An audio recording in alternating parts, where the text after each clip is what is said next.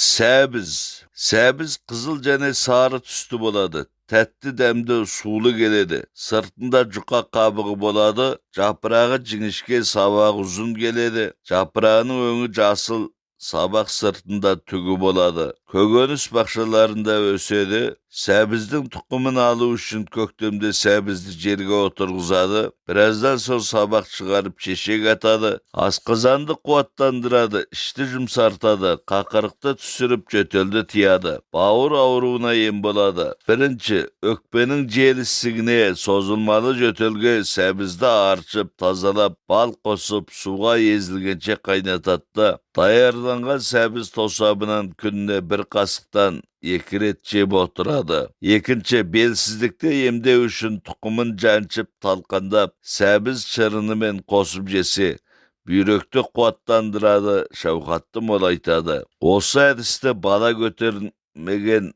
әйелдерге жасаса жүкті болуына себепші болады. Үшінші, тамырын, жапырағын қайнатып, нәрестелерді шомылдырса, қан айналымын жақсартады. Төртінші, сәбіздің жапырағын жаншып, қара жел ауруына таңса, ауырған жерге сауықтырады. Бесінші, орта құлақ қабынғанда, құлақтан бұлық аққанда, сәбіз суын бірнеше күн ішкізсе, бұлық тоқтайды. Сәбіздің құрамында каротин, А, Б, С витаминдері, май, қант, белок, пентозин, алма қышқылы, пектин бар. Сенна. Бұл ыстық белдеуде Африкада, Арабияның оңтүстігінде, Индонезияның солтүстігінде, Индияда өсетін бұта тектес өсімдік. Қытайдың Гуандун, Юннан, Хайнан сияқты оңтүстік аудандарында егіле бастады. Бірінші, тамақ қорыта алмаудан іш қатып дәрет келмегенде 3 грамм сеннаны, 1,5 грамм шикір ауғашты, 1,5 грамм сарағашты, 1,8 грамм қалампырды қайнаған суға салып 2 сағат бұқтырады да, самасын сүзіп тастап, суды 3-ке бөліп ішеді.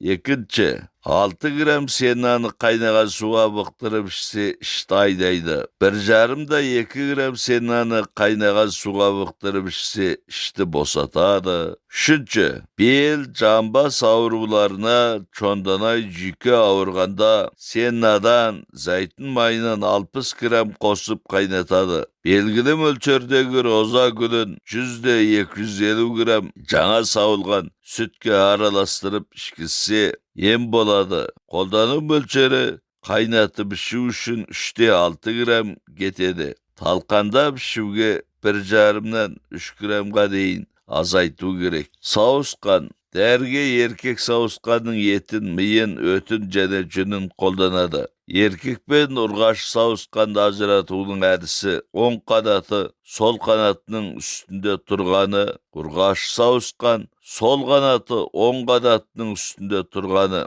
еркек сауысқан болады. Немесе сіңірінен аз алып күйдіріп, күлін ыдыстағы суға сепкенде су түбіне чөгіп кетсе, онда ұрғашы сауысқан. Керісінше, чөкпей су бетінде қалқып тұрса, онда еркек сауысқан болғаны. Біз еркек сауысқанды ғана таңдап қолданамыз. Көз іріңдеп ауырғанда және перде пайда болғанда сауысқанның өтін алып, сәл сұйылтып, сүрме орнына таңса, іріңді жойып көзді нұрландырады. Сауысқанның өтін әйелдерге пайдалануға болмайды. Халық емшілерінің айтуынша, қуығы тұтылып, дәреті тоқтап қалған адамды тез құтқару үшін сауысқан миының 4/1 жегізсе, дереу несеп жолы ашылады. Бірақ мөлшерін жақсы білмесе, несеп тоқтамайтын болады деген сөздерде бар. Саркис кеміргіштер тұқымдастарына жататын тышқан, торқының ұзындығы 13-18 сантиметр, денесінің салмағы 1 килограмдай. Ұрғашысы еркегінен кішілеу келеді. Аяқтары қысқа, қалың қылшықты жүндері жауып тұрады. Артында сасық газ шығаратын бір жұп безі бар. Қастандыққа ұшырағанда сасық газ шығарып өзін қорғайды. Денесі қоңырқай, сарғыш, кейбіреулері қызғылтым, сары келеді. Бауыр жүндері сұйық болады. Көбінесе бейтті жерлерді inqazıp mekendeydi. Kişkene bolganымен jırtqış keledi. Jas qozu, tavuk siyaқты üy janavarın öldürüp jeydi. Siratlardağı meyitlerdi bildiredi. Adamga kezikkende aybat çegedi. Eti tätti dämdi, azırak uğu var. Eti jane etinin örtelgeni külü, mayı derge қолданылады. Ем болатын аурулары. Birinci, жіңішке ауруға ем болады. Саркісті соғып алған соң денесін отқа өртеп күлін алады. Алынған күлін ұнтақтап bir balgasıqtan ішеді. Екінші, қара темір еткі, ақ темір еткі, сарбас қотыр және чиқанға саркістің ертілген майын жағады. Немесе сылып алынған чикі майын жараға жағады. Үшінші, несеп тамчылап тоқтамағанда саркістің күйдірілген күлінен bir bal қасықпен қайнаған сумен ішеді. Төртінші, қан және рәг ауруымен ауырғанда өлтірілген саркістің терісін сыпырып, шек қарнын алып тастап, артындағы сасық газ шығаратын безді суға қайнатып пісіреді де, аз мөлшерде етін жейді. Сорпасын ішеді. Артық жеуге болмайды. Ескерту, емчілер таяу жылдардан бері саркістің еті қан рагына немесе басқа да рак ауруларына ем болатындығын анықтап отыр. Бірақ дәріні жасау, оны өңдеу, мөлшерін анықтауда толық табысқа қол жетпей отырған жайттер бар. Сары қараған, яғни сары торғай гүл. Күзде жапырақ төгетін бұта тектес өсімдік. Биіктігі 1-2 метр. Тамыры жуан, тік сабақтары топтасып өседі. Жас бұтақтары тікенді келеді. Жапырақтары çoқтасып орналасқан. Қандауыр формалы, көбелек формалы, гүлі сары түсті немесе қанық сары түсті болады.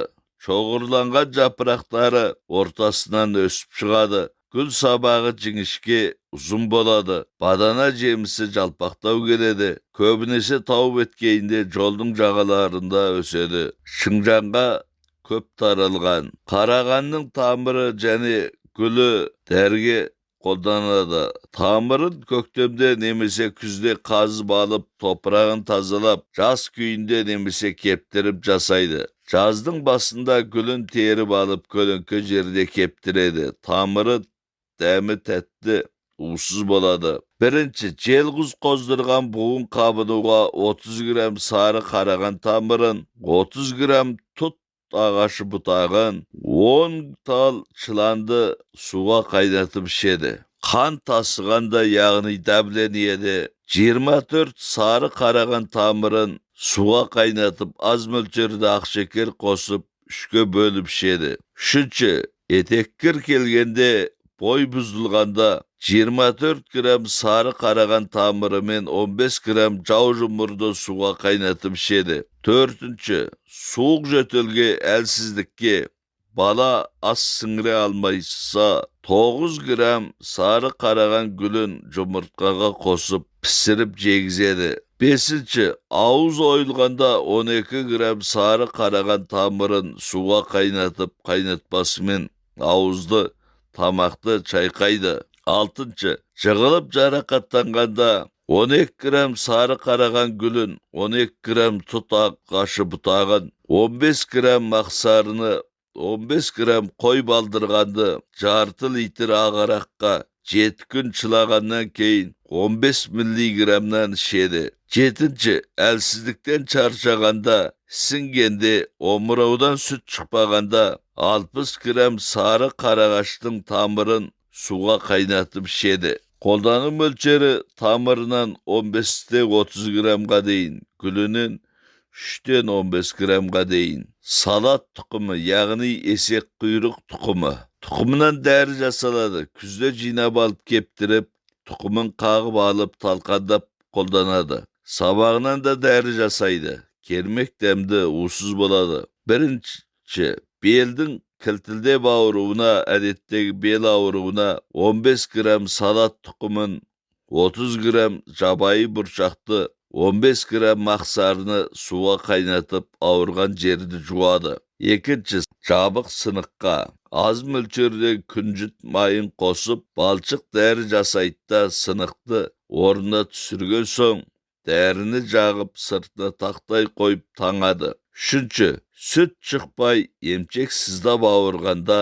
60 грамм салат тұқымын талқандап 6 граммнан күніне 2 рет ішеді. Төртінші, қуық тұтылғанда салат етін жаншып, шырынын шығарып, кендіктің үстінен таңады. Бесінші, құлаққа чымын-чіркей кіргенде салат етін жаншып, шырынын шығарып, құлаққа тамызады. Алтыншы, салаттың сыртқы қыртысын қырып тастап, етін турап кептіріп, тең мөлшерде жалбыз қосып талқандап, сірке суына араластырып, ұшыққа жағады. Тұқымынан 3-6 грамм етін белгілі мөлшерде қолданады. Сасық күзен. Сасық күзеннің дене тұрқының ұзындығы 25-40 сантиметр. Құйрығының ұзындығы 15-18 сантиметр. Дене салмағы 1 килограмм шамасында. Еркегі ұрғашысынан үлкендеу, тұрқы ұзын, аяқтары қысқа, құйрық жүндері қылшықты, салалы келеді.